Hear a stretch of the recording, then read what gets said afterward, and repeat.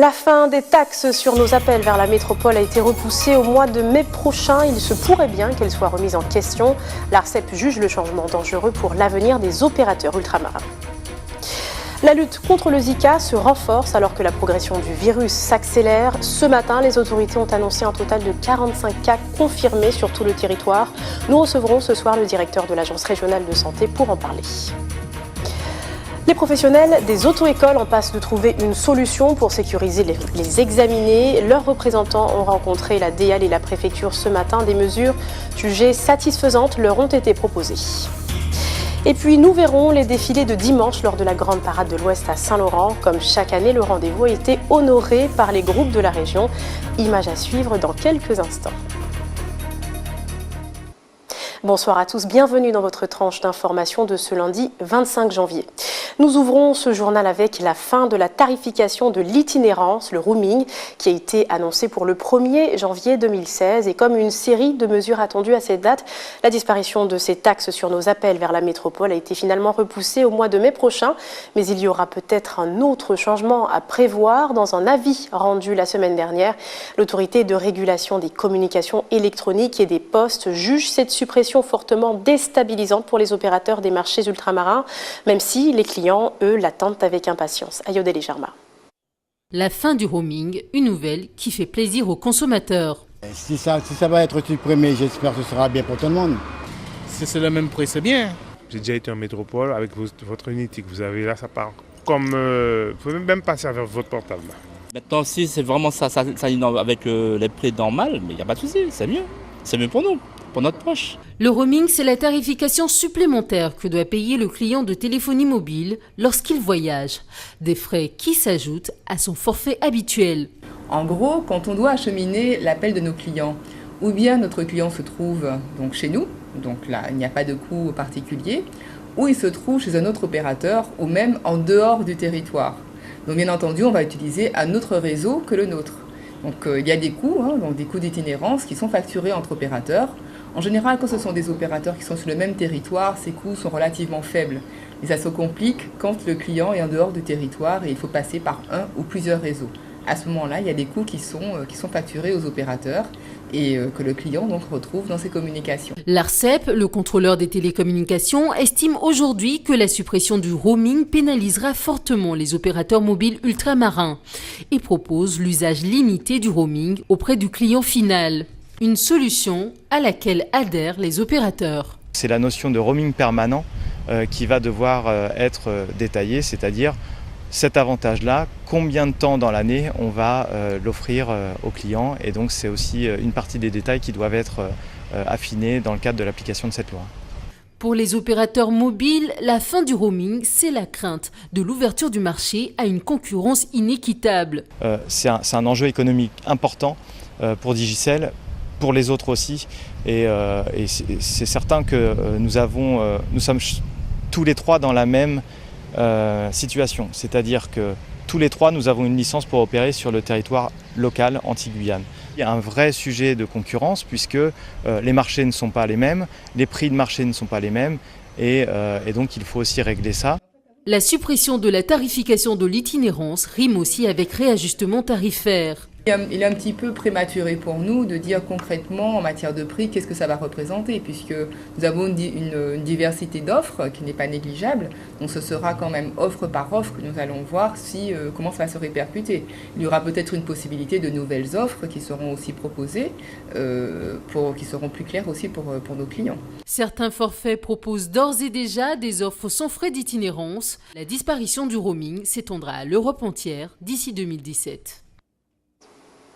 Rodolphe Alexandre est à Paris. 6 semaines après son élection, le président de la CTG est parti défendre plusieurs dossiers importants devant le gouvernement et tenter de rallier son soutien, entre autres des dotations d'amorçage pour le fonctionnement de la collectivité et des garanties financières pour les banques figurent sur la liste des doléances du président. Après sa rencontre ce matin avec le Premier ministre Manuel Valls, il s'est rendu au ministère des Outre-mer. Il rencontrera également demain le ministre de l'Économie, Emmanuel Macron. Écoutons tout de suite Rodolphe Alexandre au micro d'Éric Dupuis. Maintenant, il faut convaincre l'État de la garantie financière qu'elle doit apporter auprès de la Caisse des dépôts ou de l'AFD. définir avec eux un protocole d'accord, et il y aura 2 volets. Un volet où j'aurai à discuter avec l'ensemble du personnel de la collectivité, avec tous les élus concernés, ceux qui partent à la retraite, ceux dont les contrats vont être poursuivis ou pas, la titularisation, la formation, et un autre contrat avec le volet économique où là, on doit maintenir, coûte que coûte, le cap de l'élan économique que nous voulons apporter à la Guyane. Cette information en bref maintenant, les salariés de la société en charge du nettoyage de l'aéroport Félix Éboué ont trouvé un terrain d'entente avec leur direction après 4 jours de grève.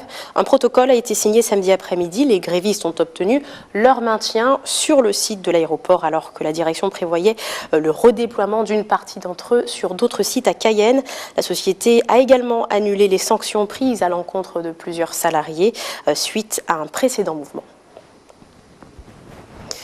Je vous l'annonçais en titre, les responsables d'auto-école sont en passe de trouver une solution pour les élèves en attente de passer leur examen de conduite.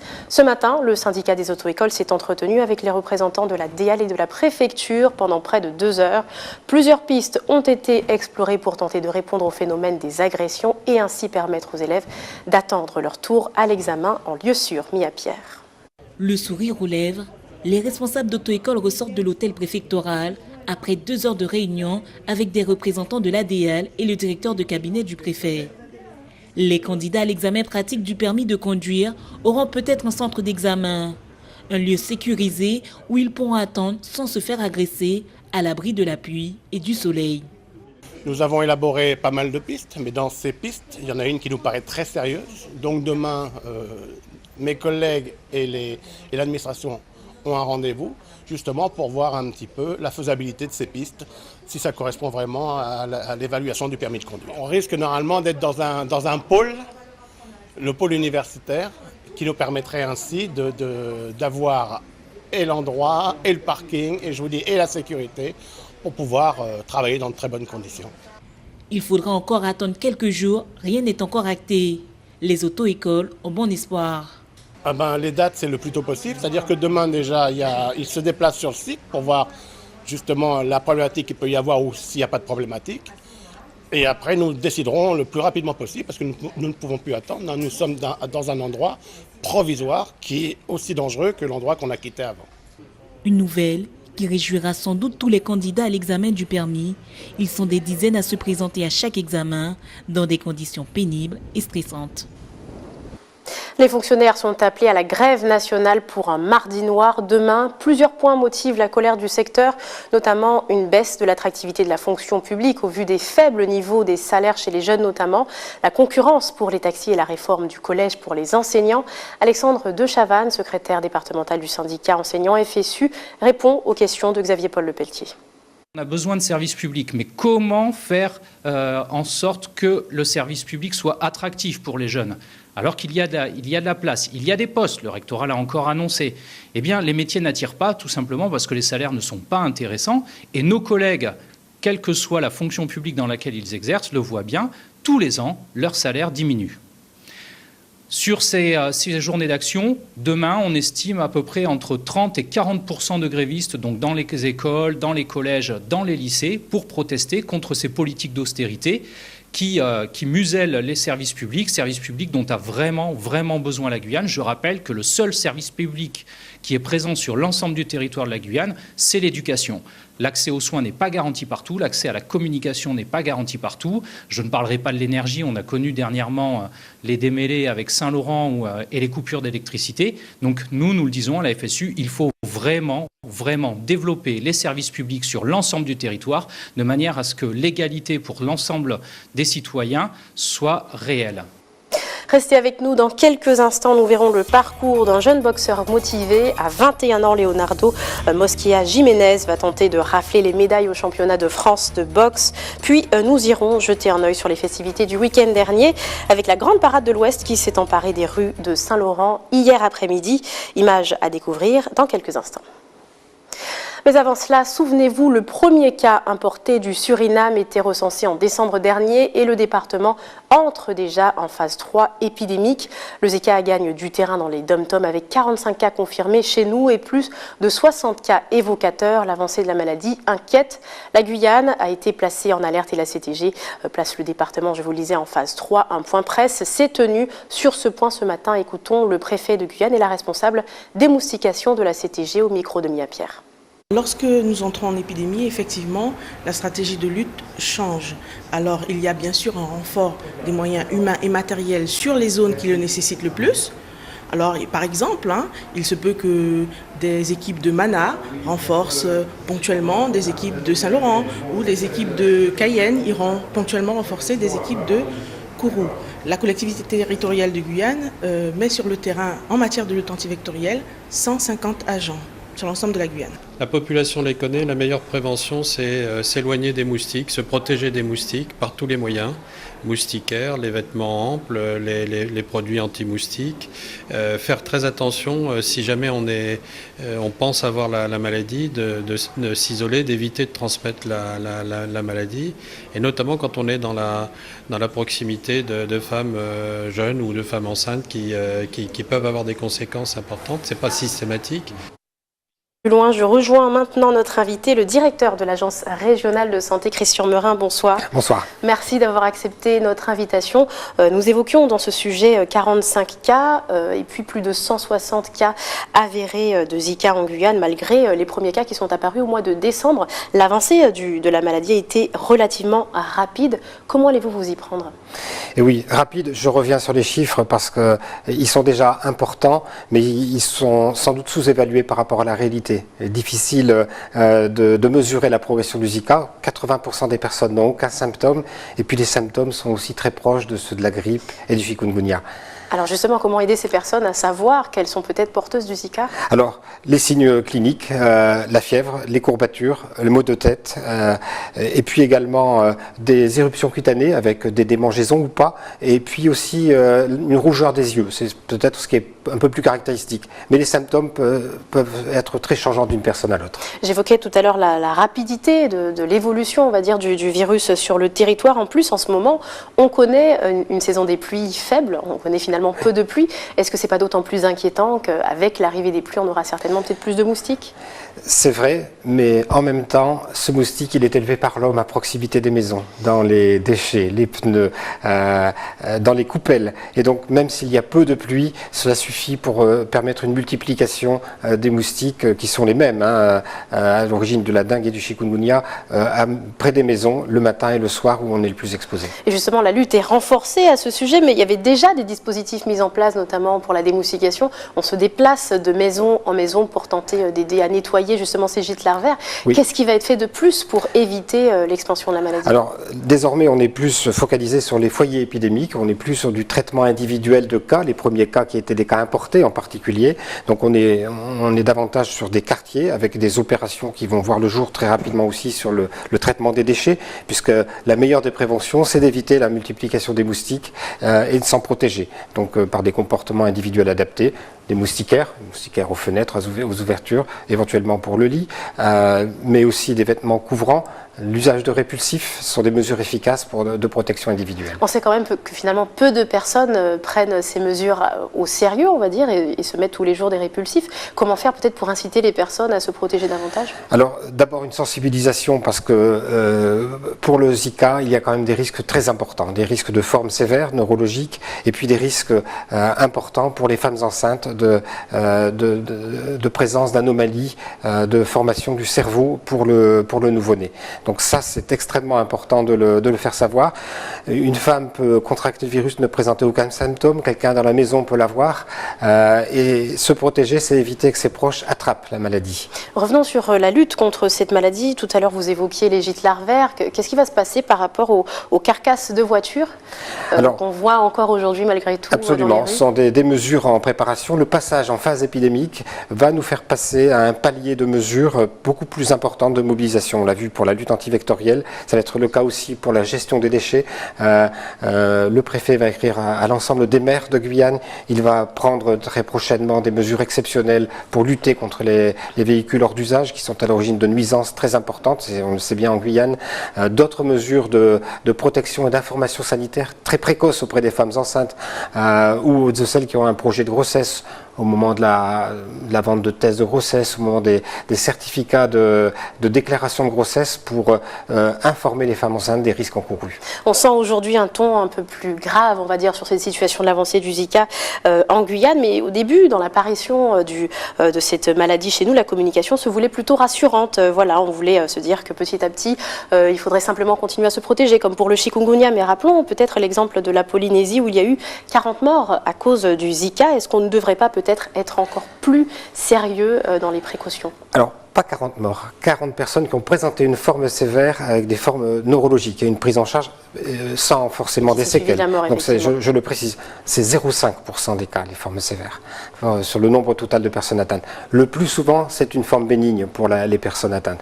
Il y a par contre ces formes sévères, assez peu nombreuses, mais surtout, et ce qui a été découvert tout récemment, qui n'a pas été découvert au moment de la survenue de l'épidémie en Polynésie, ce sont les malformations congénitales qui ont été constatées 9 mois après, au moment des naissances pour les enfants. Et c'est le Brésil qui a tiré la sonnette d'alarme aussi en septembre-octobre, quand les premières naissances ont fait apparaître un taux anormalement élevé de malformation des nouveau-nés. Donc rappelons que pour les femmes enceintes, le danger est grave et surtout pour les fœtus. Et puis maintenant, la lutte sera renforcée davantage pour protéger surtout ce public-là. Absolument, c'est la priorité, informer les femmes enceintes qu'elles se protègent des moustiques. Merci beaucoup, Monsieur Meurin, d'avoir répondu à nos questions. On poursuit avec le Zika. Certains pays d'Amérique latine fortement touchés par la maladie ont conseillé aux femmes de renoncer à leur projet de grossesse afin d'éviter des conséquences désastreuses du virus sur leur fœtus. La mesure est bien sûr controversée et vous, seriez-vous prête à respecter un tel conseil? En Guadeloupe, Karen Diamin et Patrick Curie ont posé la question. C'est une maladie qui est vraiment mortelle. Donc si c'est pour avoir un projet de grossesse, ce serait après, longtemps après, pour pouvoir vraiment avoir un remède par rapport au Zika. Non, en fait, je pense que la médecine est assez développée avec en fait, tous les produits qu'on a anti-moustiques pour nous protéger de ce genre d'incident, je pense. Oui. Pourquoi? Parce qu'il y a trop de risques pour le bébé et pour moi. Voilà.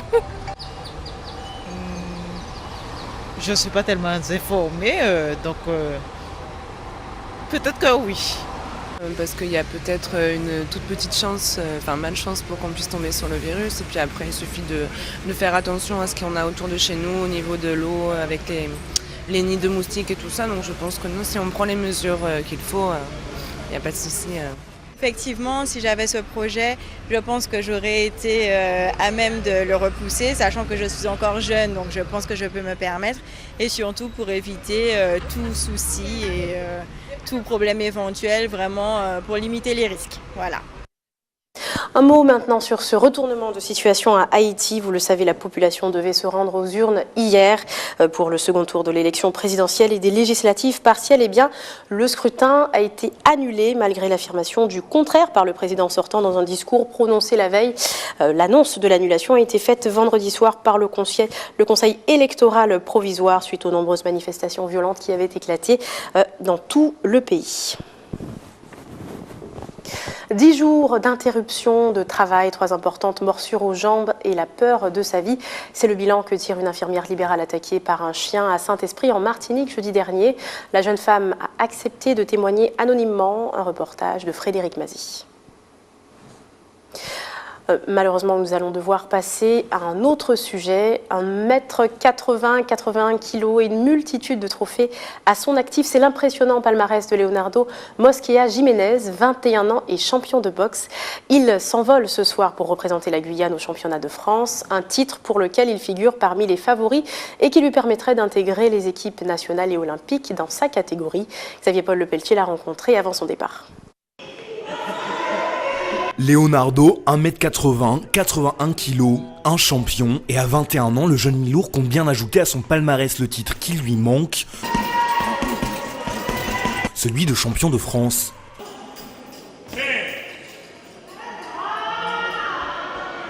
Pour y arriver, il sait qu'il doit s'imposer une discipline de fer, entraînement quotidien, régime draconien et des kilomètres avalés dès l'aube. Le jeune homme né en République dominicaine met toutes les chances de son côté. C'est un boxeur très rapide, hein, donc, surtout pour son poids, donc il va très vite. Et il ne s'arrête pas là, quand il s'avance. Hein, c'est difficile de le contrer. Nous partons pour la finale, donc je crois que Leonardo a fait tout ce qu'il faut, on a bien travaillé. On est à Georgetown, on a travaillé. Aujourd'hui, je crois qu'il est conscient de ses qualités, donc il va faire ce qu'il faut pour être champion. Léo n'a pas l'intention de laisser traîner ses adversaires sur le ring. Il compte bien les impressionner avant même de les frapper. Pour cela, rien de mieux qu'une coupe bien affûtée. Boxeur mi-lourd, c'est 81 kg, pas un de plus, pas un de moins, alors Léo doit souvent sauter des repas. Heureusement, sa maman veille, histoire de le rassasier, à base de crudité. Jamais il fait de bêtises.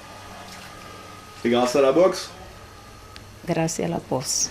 Mi hijo siempre ha sido... Mon fils a toujours été quelqu'un de très positif. Positivo. Oui, tout le temps.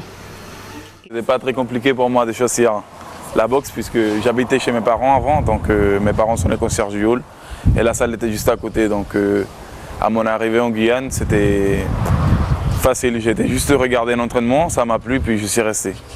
Une fois en championnat de France j'ai dû perdre 10 kilos en 3 jours, tu vois.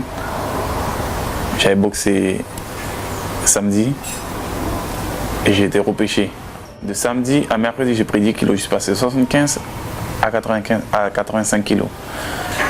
Et pareil, j'ai dû faire de mercredi à samedi, passer de 85 à 75 kilos. C'était un truc de ouf. Léo ne sera pas le seul Guyanais présent au championnat. Il est accompagné de son entraîneur sextuple champion de France et de Kesni, 56 kilos, qui lui concourt dans la catégorie poids coq. Boxeur de l'année. Revenons maintenant sur les festivités du week-end dernier. La grande parade de l'Ouest a investi les rues de Saint-Laurent hier après-midi. Les groupes annoncés ont honoré leur invitation et présenté leurs plus beaux costumes et leurs plus belles chorégraphies pour des défilés hauts en couleurs. Rappelons que le thème cette année avait été choisi par les écoliers de Saint-Laurent. Reportage Cédric Cross et Marie Pinault. La grande parade 2016 du carnaval de Saint-Laurent-du-Maroni, placée sous le signe de la forêt, a mis à l'honneur l'énergie déployée par la jeunesse saint-laurentaise, même si cette année, la période carnavalesque est très condensée. Il est court, mais je trouve qu'il est quand même assez intense. Voilà, il est parti tout doucement à Saint-Laurent, mais avec la parade d'aujourd'hui là, je pense que pour les derniers jours, ça sera formidable. Donc voilà, ils ont fait de gros efforts et je félicite le comité de Saint-Laurent et qu'ils poursuivent dans cette voie. Il y a un peu plus de jeunes quand même, hein. Il y a beaucoup de jeunes. Je pense que la relève sera assurée, mais c'est pas comme moi j'ai connu le carnaval. Les 15 groupes de la commune, plus les invités venus d'Apatouf, de Kourou et du Suriname ont donné le meilleur d'eux-mêmes, suivis de près par le vide et ambiancé par Toy et son groupe.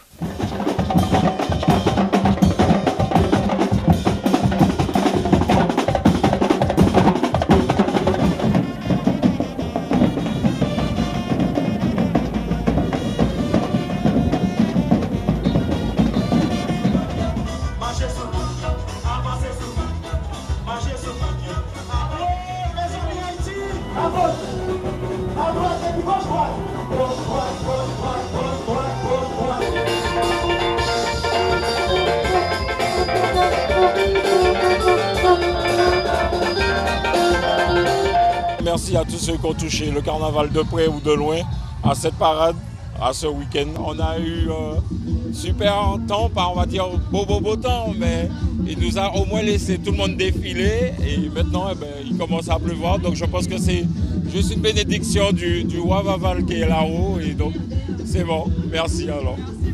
Après le vidé, écourté par l'averse, les Pom-Pom Girls du lycée Berthen Juminaire ont clôturé cette édition pour une performance surprise sur la place du marché. young nigga with a Rambo, we be getting drilled right through. Chap in the bando, I don't wanna look like. Chap in the bando, I don't wanna look like you. Chap in the bando, I don't wanna look like. C'est la fin de ce journal local. On se retrouve tout de suite pour l'information nationale et internationale.